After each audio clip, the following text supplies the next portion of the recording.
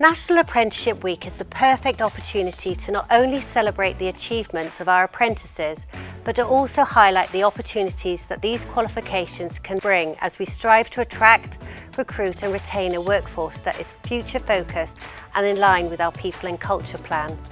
Apprenticeships will have a positive impact on you as an individual or as a manager looking to nurture and develop a new role to complement your team.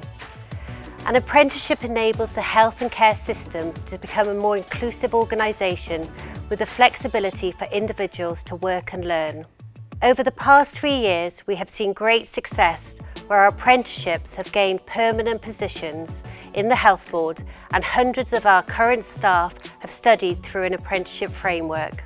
This National Apprenticeship Week allows you to ask questions and find out more.